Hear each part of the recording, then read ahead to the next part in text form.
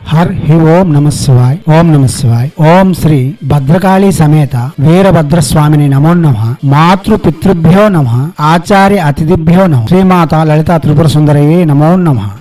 శివశక్తి స్వరూపులారా, ఇప్పుడు అతి రహస్యవంతమైన శక్తివంతమైన మంత్రం ఒకటి చెప్పుకుందాం. ఇది అందరికీ ఆవశ్యకత కలిగినది. ఇంట్లోని దొంగతనం జరగకుండా ఉండే చోర స్తంభన మహామంత్రం. దొంగలు చాలా నీచంగానే ప్రవర్తిస్తారు. ఒకసారి ఒక ఇంట్లో దొంగలు దూరడం అన్నది పరమ దారిద్ర్యానికి హేతువుగానే చెప్పుకోవచ్చు. ఎందుకంటే వారు ఎటువంటి వస్త్రములతో ఉంటారో, ఎటువంటి నియమములతో ఉంటారో మనం ఖాళీ సమయాలలో ఎవరికి ఇంట్లో పెట్టుకుంటా చాలా శుచి శుభ్రతలతో చాలా పవిత్రంగా ఉంచుకున్న గృహాన్ని ఒక దొంగడు అపవిత్రాన్ని ఏర్పరచడంతో పాటు మన యొక్క ఆస్తిని కూడా దొంగలిస్తూ ఉంటాడు. దాని వలన మన భాగ్యము పోతుంది, భోగము పోతుంది, అదృష్టమును కూడా కొన్నిసార్లు పోగొట్టుకుంటూ ఉంటాం. ఎందుకంటే ఎవరు పడితే వారు ఇంట్లో దూరి వారి యొక్క పాదములు ఇంట్లో పెట్టేందుకు హైందవ సనాతన ధర్మం అంగీకరించదు. ఇప్పటికి కూడా మా ఇంట్లో మద్యము సేవించే వారితో, మాంసము తినే వారితో కలిసి భోజనం చేయము. అయితే ఇటువంటివి జరగకుండా ఉండేందుకు మన ఋషులు మన కోసం చాలా విద్యలు అందించున్నారు. దానిలో ఒకటి మీకు క్రోధ భైరవ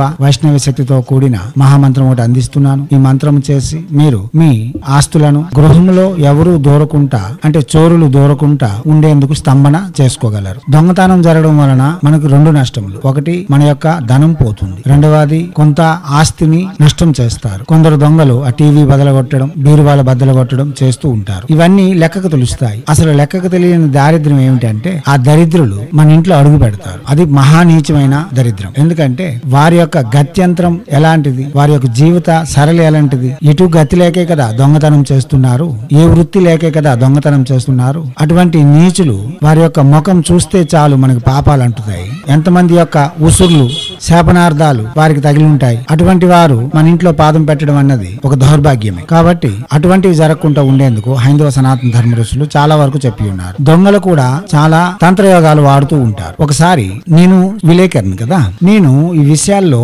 ఎక్కువగా రీసెర్చ్ చేస్తూ ఉంటాను, పరిశోధన చేస్తూనే ఉంటాను. ఒకసారి మా స్నేహితుడి ఇంట్లో 2 తులాల బంగారం పోతే ఒక 24 గంటల్లోగా ఆ దొంగడిని పట్టుకున్నాం, రికవరీ అయింది. పోలీసులు జాగ్రత్తగా అతని యొక్క బంగారం అతనికి ఇచ్చేశారు. అంతా అయిపోయింది. మనం పరిశోధన చేయాలి కదా. ఆ దొంగడి ఇంటికి వెళ్ళి ప్రత్యేకించి నేను మాట్లాడాను. నువ్వు దొంగతనం చేసేటప్పుడు ఇంట్లో 8 మంది ఉన్నారు కదా, అందరూ పడుకునే ఉన్నారా? ఒక్కరు కూడా వేచి లేరా? మరి ఇంట్లోనికి వెళ్ళి నువ్వు అంత దొంగతనం చేసేటంత వరకు ఎవరు లేకపోవడం ఏంటి అని అతనికి అడిగాను. అడిగితే అతను చెప్పడానికి వెనక ముందు అయ్యాడు. అప్పుడు నేను కొంచెం మన గురించి చెప్పాను. కొంచెం భయపడ్డాడు. తర్వాత ఒక రహస్యాన్ని చెప్పాడు. ఏమిటంటే, నది నిద్రించే సమయంలో మేము ఇసుక తీసుకుని వస్తాము. ఆ ఇసుక మా దగ్గర ఉన్నప్పుడు ఎవరింటికి మేము దొంగలాటకు వెళ్తామో వారి ఇంట్లో ఉన్న వారందరూ, ఆ దొంగతనం నాకు ఆటంకం పరిచే వారందరూ మత్తు నిద్రలో ఉంటారు. ఆ దొంగతనం పూర్తయి మేము బయటికి వెళ్ళేటంత వరకు వాళ్ళు మత్తు నిద్రలోనే ఉంటారు.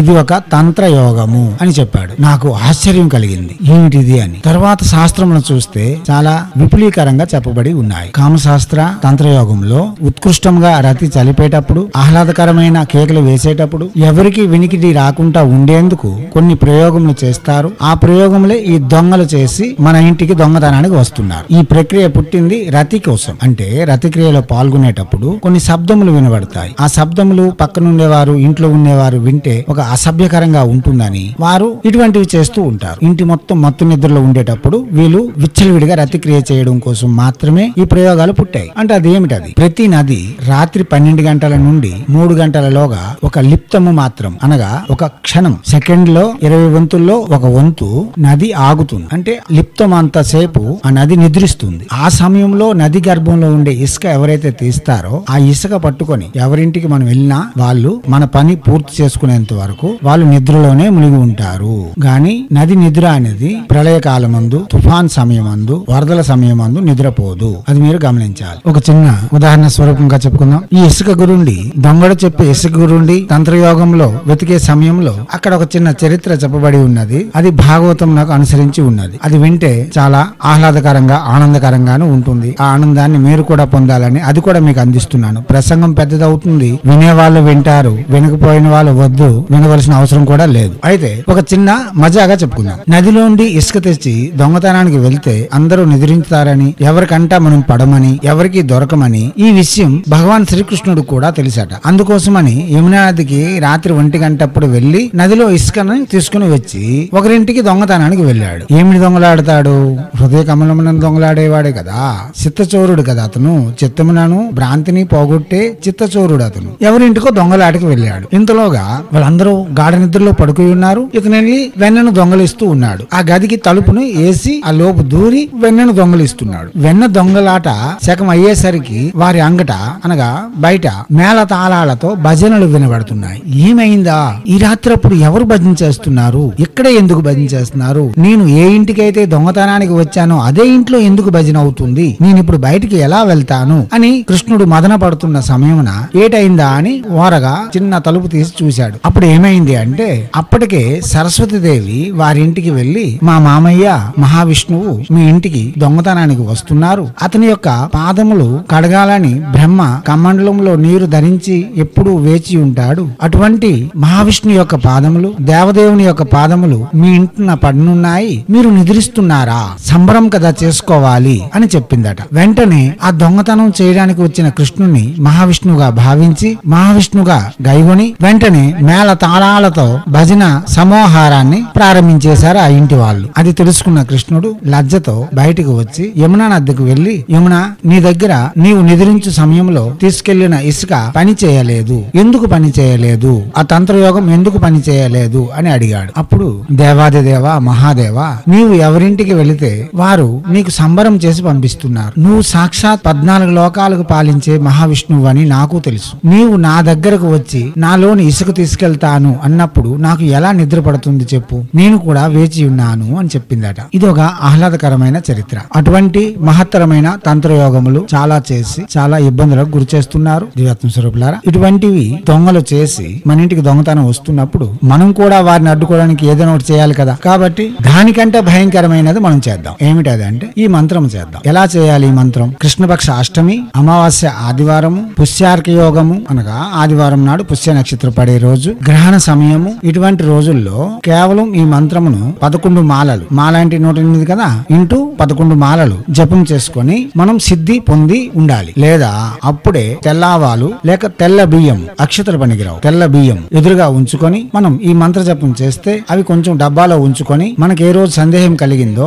ఆ రోజు ఇంటి మొత్తం చల్లుతుంటే చాలు. నెలకొకసారి చల్లినా చాలు. ఏ దొంగలు ఇంట్లో దూరరు. ఒకవేళ తాళాలు వేసుకొని మనం బయటికి వెళ్ళాలి అన్నప్పుడు తెల్లవాలు తెచ్చుకొని, ఈ మంత్ర సిద్ధి పొందిన వారు తెల్లవాలు తెచ్చుకొని ఒక 108 సార్లు ఈ మంత్రం చెప్పి ఇంటి మొత్తం పల్చగా చల్లి, అంటే ఒక అర చెంచాడు తీసుకొని ఇంటి మొత్తం చల్లితే చాలు. ఒక గోధుమ రొట్టె గాని లేక గోధుమ పిండి రొట్టెలో బెల్లం ముక్క పెట్టి ఒక కుక్కకు, గోధుమ రంగు కుక్క, పూర్తిగా నల్లటి కుక్క కాదు, కొంచెం బిస్కెట్ కలర్ కుక్కలు ఉంటాయి కదా, కొంచెం ఎరుపుగా బిస్కెట్ కలర్ గా, ఆ కుక్కకు తినిపించాలి. మనం ఊరికెళ్ళి వచ్చేటంత వరకు మన ఇంట్లో ఏ దొంగలు పడరు. అర్థమైంది కదా. ఇతర విషయముల కోసం కింద డిస్క్రిప్షన్ లో భైరవుల యొక్క పూర్తి వివరాలు తెలుసుకోవడం కోసం కింద డిస్క్రిప్షన్ లో భైరవ సాధన ప్లేలిస్ట్ ఉంది, వినండి. భైరవుల యొక్క సాధన చేసి వారి యొక్క గొప్పతనం ఏటో తెలుసుకోవచ్చు, వారి యొక్క మంత్ర శక్తులు ఏటో కూడా తెలుసుకోవచ్చు. ఇప్పుడు మంత్రము: ఓం క్లీం వైష్ణవ్యై నమః, క్రీం క్రోధ భైరవాయ నమః, ఓం క్లీం కృష్ణ పుత్రాయ నమః, సర్వ చోరాన్ స్తంభయ స్తంభయ ఛేదయ ఛేదయ హుం ఫట్ స్వాహ. మంత్రం మరోసారి: ఓం క్లీం వైష్ణవ్యై నమః, క్రీం క్రోధ భైరవాయ నమః, ఓం క్లీం కృష్ణ పుత్రాయ నమః, సర్వ చోరాన్ స్తంభయ స్తంభయ ఛేదయ ఛేదయ హుం ఫట్ స్వాహ. మంత్రం మరోసారి: ఓం క్లీం వైష్ణవ్యై నమః, క్రీం క్రోధ భైరవాయ నమః, ఓం క్లీం కృష్ణ పుత్రాయ నమః, సర్వ చోరాన్ స్తంభయ స్తంభయ ఛేదయ ఛేదయ హుం ఫట్ స్వాహ. దివ్యాత్మ స్వరూపులారా, ఈ మంత్రం నాకు పెద్ద విధులు విధానాలు ఏమి ఉండవు. సునాయాసంగా చేసుకుని తీక్షణమైన ఫలితములు పొందవచ్చు. సుస్నాతులై ఉంటూ శుభ్రతలు పాటిస్తూ హైందవ సనాతన ధర్మంలో వస్తున్న విధానాలను ఆచరిస్తూ ఈ మంత్రమును ప్రత్యక్షంగా జపం చేసుకోవచ్చు. కృష్ణపక్ష అష్టమి, అమావాస్య, ఆదివారం అమావాస్య, రవి పుష్య యోగము అనగా పుష్యార్క యోగము, ఆదివారం పుష్య నక్షత్రం పడే రోజు ఈ మంత్రము ఒకేసారి 1100 జపం చేసి తర్వాత ఆవశ్యకత కలిగినప్పుడల్లా తెల్ల ఆవాలకు గాని తెల్ల బియ్యమునకు గాని 108 చొప్పున జపం చేసి ఆ ఆ ఆవాలను మనం ఎక్కడైతే దొంగతనం జరగకూడదు, రక్షణలో ఉండాలి అనుకుంటున్నామో ఆ ప్రాంతంలో మనం చల్లితే చాలు. కాగా ఈ మంత్రం చేసేటప్పుడు మనం ఒక ఎర్రటి లేక బిస్కెట్ రంగు కుక్కకు గోధుమ పిండి రొట్టెలో బెల్లం ముక్క పెట్టి ఆహారంగా తినిపిస్తే ఆ ఇంట్లో ఎప్పుడైనా సరే దొంగలు పడతారు అనేసరికి ఆ వీధిలో ఉండే కుక్కలన్నీ గట్టిగా అరుస్తూ జనాల్ని అలర్ట్ చేస్తూ ఉంటాయి. ఇది ఒక ప్రయోగయుతమైన మంత్రము. ఇది ఒక తంత్రయోగం అనే చెప్పుకోవచ్చు. దివ్యాత్మ స్వరూపులారా, ఎటువంటి సందేహం లేకుండా ఇటువంటి మంత్రములు చేసి మన రక్షణ మనం పొందేందుకు కావలసిన నిర్మాణములను నిర్మించుకొని హైందవ సనాతన ధర్మ ఋషులు మనకి అందించిన విద్యలు ప్రతి విషయంలోనూ వినియోగించుకొని భద్రతగా, జాగ్రత్తగా, శక్తివంతులుగా, ఐశ్వర్యయుక్తులుగా, జ్ఞానయుక్తులుగా మెలగాలని, జీవితంను తీర్చిదిద్దుకోవాలని ఆశిస్తూ అదే సమయంలో భారతీయ సంస్కృతి సాంప్రదాయాలు కాపాడడం కూడా ఒక బాధ్యతగా తలనెత్తుకుంటారని కోరుకుంటూ ఎప్పుడూ మీ సేవలో రత్నశ్రీ హిందూ సేవా సమాజ్ ఆచార్య భీమసింగ్ రవికుమార్ నిఖిలానంద సాగర్ మహారాజ్.